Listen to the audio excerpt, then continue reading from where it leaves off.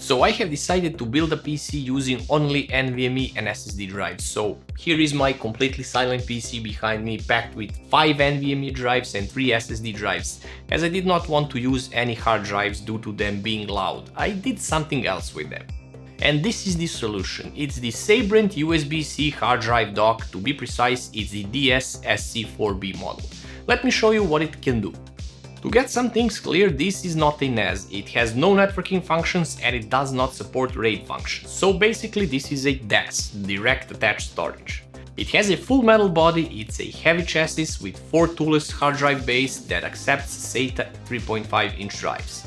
The installation of drives is pretty easy. Unlock the bay door, and yes, it comes with 2 keys which you can use to lock the drive bay for security reasons and also not to accidentally open them. So unlock the door, use the little handle to open it, just push the drive in there, do not push all the way in it, but once it reaches the end, use the door to push it until it's closed. It's literally that simple. Each drive bay can be individually powered, so you can use whichever drive you want at a time, or you can use all of them at the same time. The connection used with the PC is through the USB Type-C 3.1 Gen 2 at the back, offering 10 gigabits speed for all the drives. This is plenty of speed for all 4 drives to be simultaneously used. Also on the back there is a power connection, classic 12-volt brick adapter, but we also have a fan here, used to cool the drives. And this fan is powered only when a drive is in use. Doesn't matter how many drives are in use, if you at least use one of them, the fan will power on. At a lower speed that is, but once all 4 drives are in use, the fan can get pretty noisy. This is actually my main negative thing about this enclosure, but you can live with it. It's pulling fresh air from the front of the case using those little holes on the drive bay doors and exhausting it at the back. When you power on the enclosure for the first time, nothing lights up and no fans spin. If you press any of the 4 power buttons up front, the LED illuminates in a soft blue light and the drive spins up. At the same time, the rear fan will spin up as well.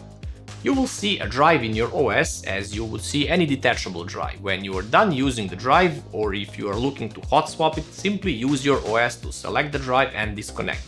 The LED will now switch to red and the drive will power down. If no other drive is powered up, the rear fan will also shut off automatically. You can now pull the drive out and switch it with another, all without disconnecting any cables or simply holding the power button to completely shut it down. It's nice to have a bunch of drives stored in a single hot swappable and tool-free enclosure. I can use this same enclosure and have full speed of all drives being used simultaneously. That means if I am, for example, transferring a large video file while editing something, for example, I can still use another drive at the same time, while a third one is being used for Plex server, maybe for some file sharing or anything at all, and at a full speed.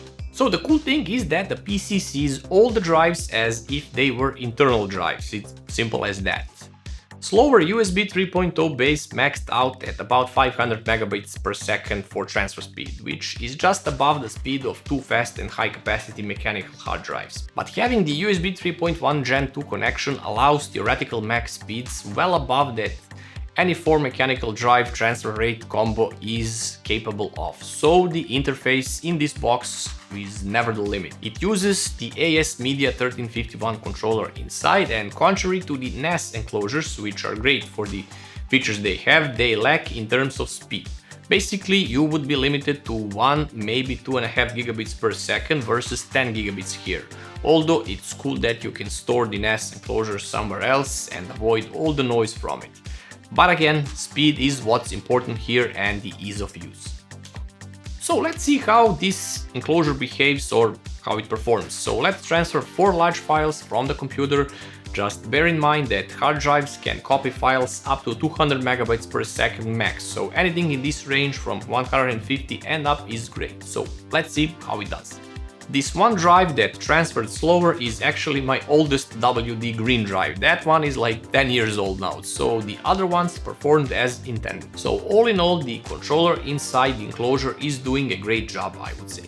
You can use it on Windows, Mac and Linux machines without needing any special drivers or software.